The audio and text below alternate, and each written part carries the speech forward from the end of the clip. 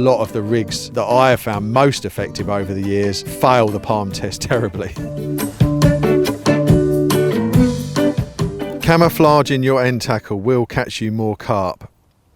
Generally speaking, no, but I've definitely seen situations in bright weather, shallow water, very clear water where they pick out, I've seen with my own eyes that ditching lead core and putting on fluorocarbon leader, for example, just one thing, or changing to a fluoro Hooklink has made a difference, and that's in a situation where I can see the carp with my own eyes. So most of the time, no, it won't make any difference, but I think you can never do too much.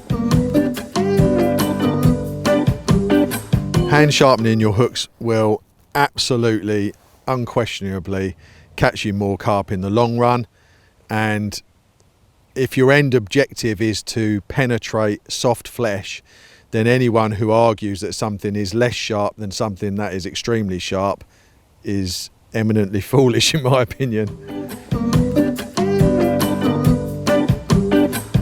Rigs blow over time.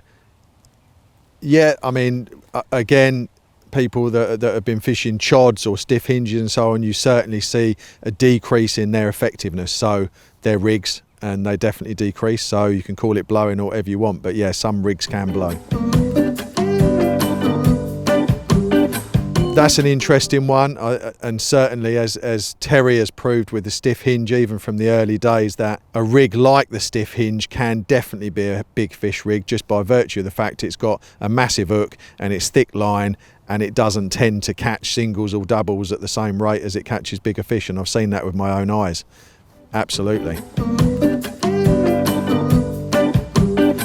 Big hooks will land you more carp. Definitely not true.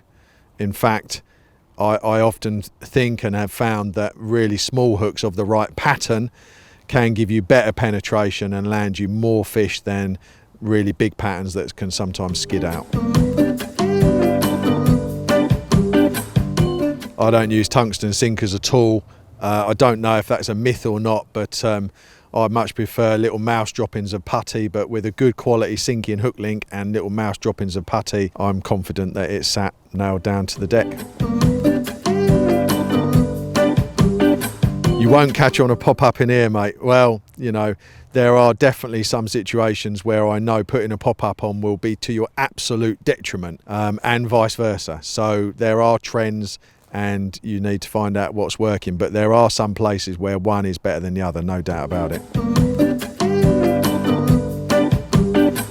A complicated rig catches more carp is the biggest myth of all. Absolute, complete and utter rubbish. And as I sit here today, I've caught my biggest carp that I've ever caught in the UK this morning, and the rig was tied and made of two components, a hook and a Hooklink. Palm test is a true indicator of how effective your rig is. Another absolute myth. I can see how it came about, but a lot of the rigs that I have found most effective over the years fail the palm test terribly. My Hooklink kicks away from the lead every time.